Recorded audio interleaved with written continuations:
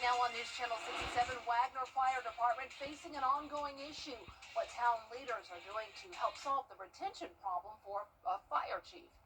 And the Richmond County Board of Election looking for feedback on the long-range facilities master plan, what the plan covers, and how you can give your input.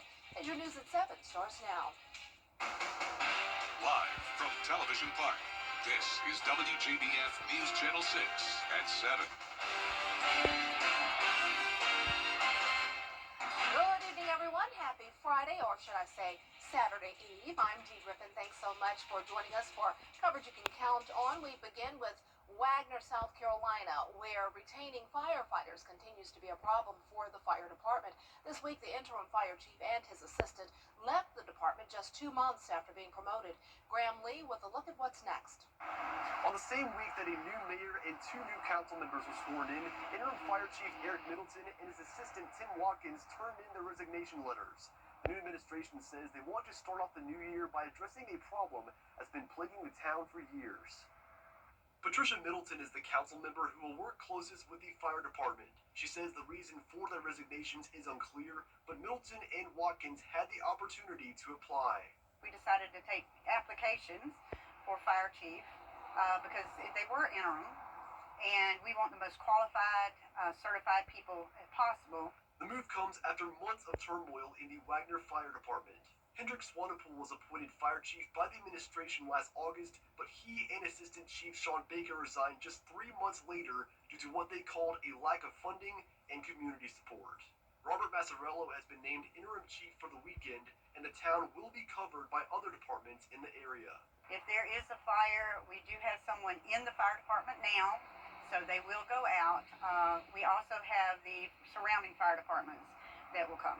Relying on surrounding fire departments has led to delayed response times in the past, which has been a concern for homeowners. Town leaders believe improving the relationship with the fire department will solve the retention problem and give the town proper coverage. I think that it was a matter of letting the fire department run the fire department and staying in our lane.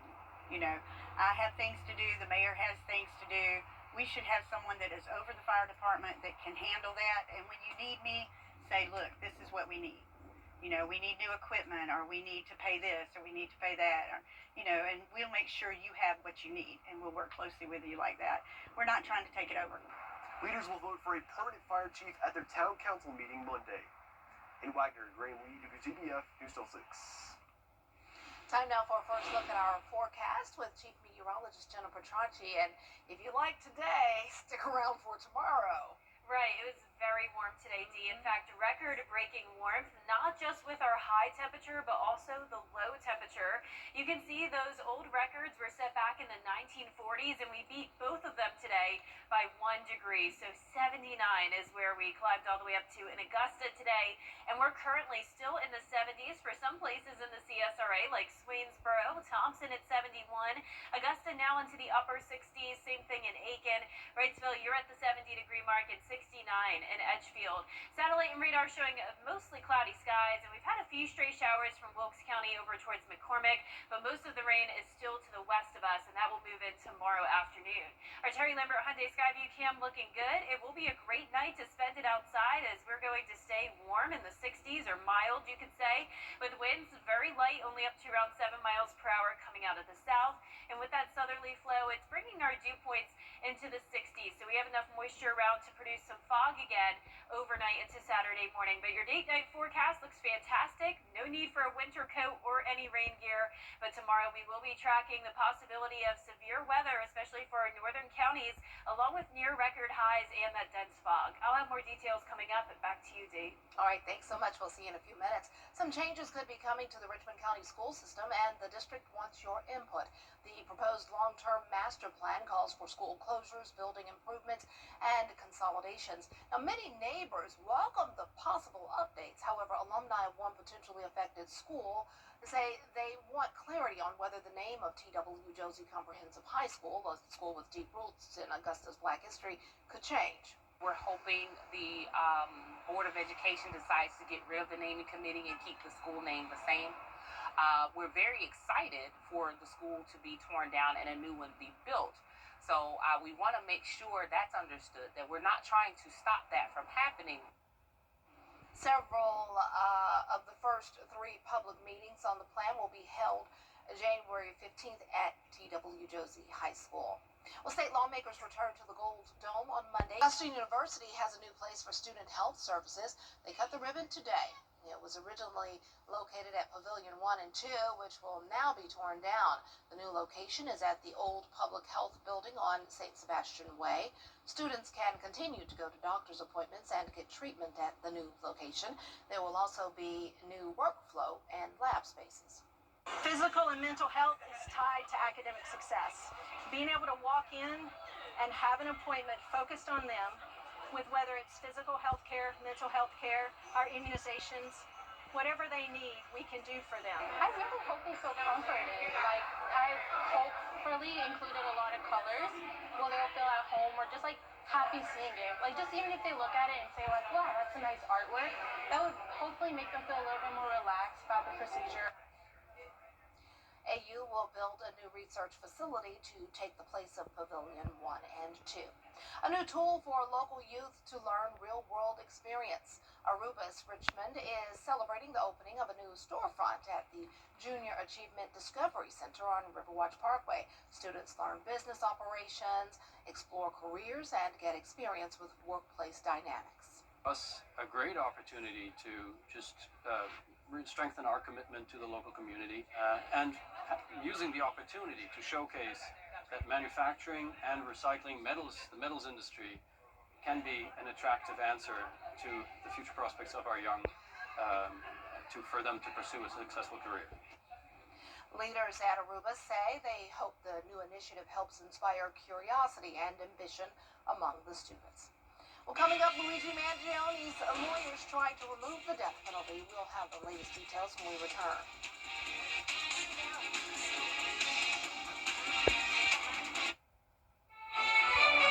It's a split forecast this weekend, tracking showers and storms tomorrow, then back to sunshine on Sunday with a 20-degree temperature drop-off, and it's also going to be very windy all weekend long. I'll have your full Bite for 6 forecast when we return.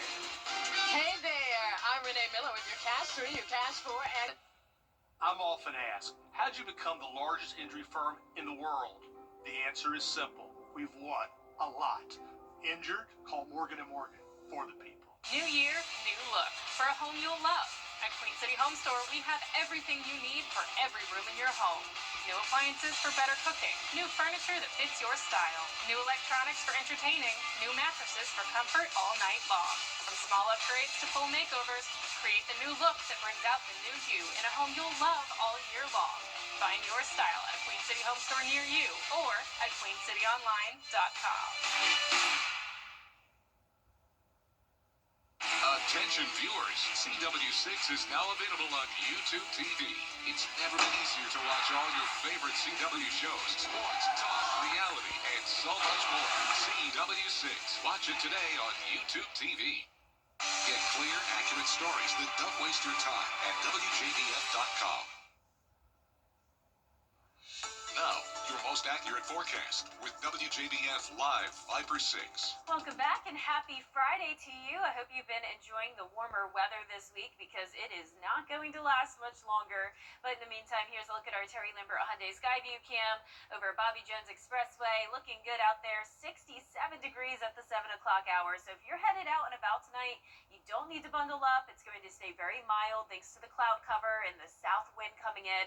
And you don't have to worry about any rain either. It's dry for now, but we do have those higher dew points in the 60s, indicating enough moisture to lead to some fog again tonight. Current temperatures are in the mid-60s to lower 70s still. Hard to believe for January. And you can see it's dry, other than a stray light shower up in Wilkes County. But most of the rain is still well to the west of us, all ahead of this cold front. This is what we're going to be watching for tomorrow afternoon. This system has been producing some confirmed tornadoes today across Louisiana and Mississippi. Now, for us, it's going to lose a lot of its steam as it pushes into the CSRA, as these cold fronts typically do. But we still have that threat of damaging wind gusts and can't rule out a tornado. But regardless of that severe weather threat, which once again is very low, it is just going to be a windy day overall. We have a lake wind advisory. This is just indicating it's not a good idea to be out on the water tomorrow, as those gusts will be up to 35 miles per hour. And on top of that, we do have the storm. So just stay away from the lake, as we will be seeing those thunderstorms from around 1 to 6 p.m.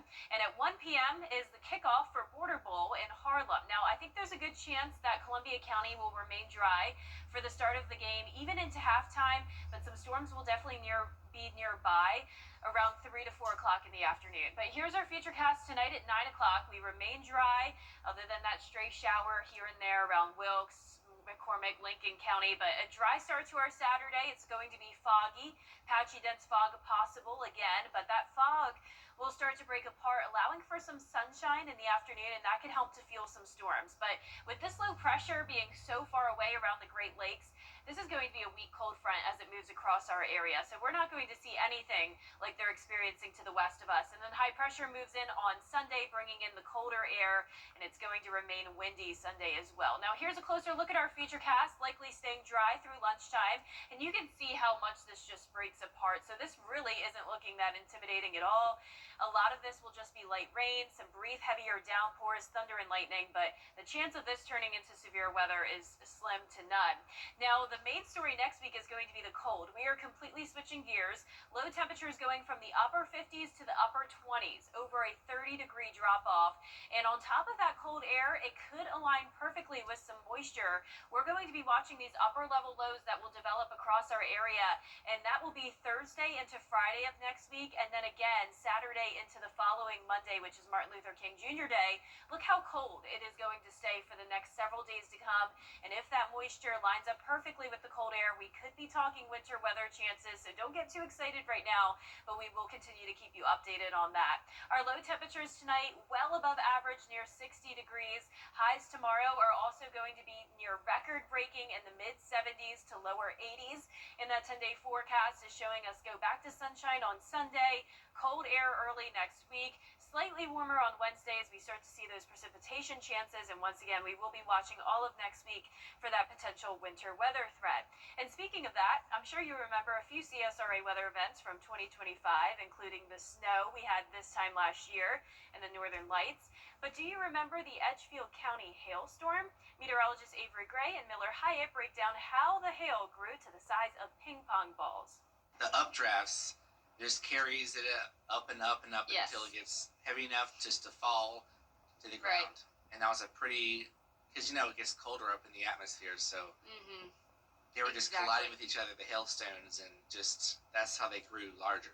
Yeah, and the largest ever hailstone recorded, this is not here, this is in North Dakota, but the largest ever hailstone recorded was 8 inches in diameter, and that was in North Dakota, which is the size of a basketball. So if you can imagine a basketball falling from the sky.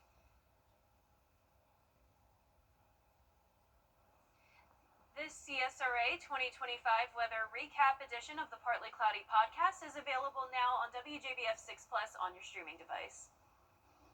All right, thanks so much. Coming up, student loan payments beginning after 5 years. We'll hear from financial advisors on what default borrowers should do after this break. Our Bathfitter team preps your space with care, installs your seamless one-piece wall system in as little as 1 day. A bungee jumping company in New Zealand is going viral for keeping people on their toes but helping their visitors take a leap. Take a look. You see that hut down there? Want a closer look? Hey, now you see me? No, you don't. Oh, can you do me a favor, please? Can you just check your strap? Do you want to know a fun fact about gravity? Have you ever seen Final Destination? No, thank you. That's from AJ Hackett Bungee. Some people on TikTok say it's diabolical. Others say this guy needs a raise. No, thank you. Yeah, I could not imagine, Dee. I don't know how people do that. I give them so much credit. I couldn't do it. Now, I'll zip line all day, but I will not bungee. See, I've never even zip lined. I haven't even, but I want to. I'm going to. Okay, let's make a deal, and we'll do it together. We're getting one here. Yeah, we're not going to bungee, but I'll zip line because, you're just like, wee, and it's over. Bungee straight down, no thank you. Yeah, no. I don't see how anyone everyone enjoys that. I mean, I'm not a roller coaster person either, so I I'm a don't like roller drops. coaster person, but what goes down comes up in a roller coaster. And like with the temperatures, we're on that roller coaster ride, big time. We're going from the upper 70s to Big the drop. upper 40s. Yeah, like you said earlier, whatever goes up must come down. Yep. All right, thanks so much. That's our time for now, and we want to remind you that the Border Bowl preview show is up next. They are getting ready, so don't you go away.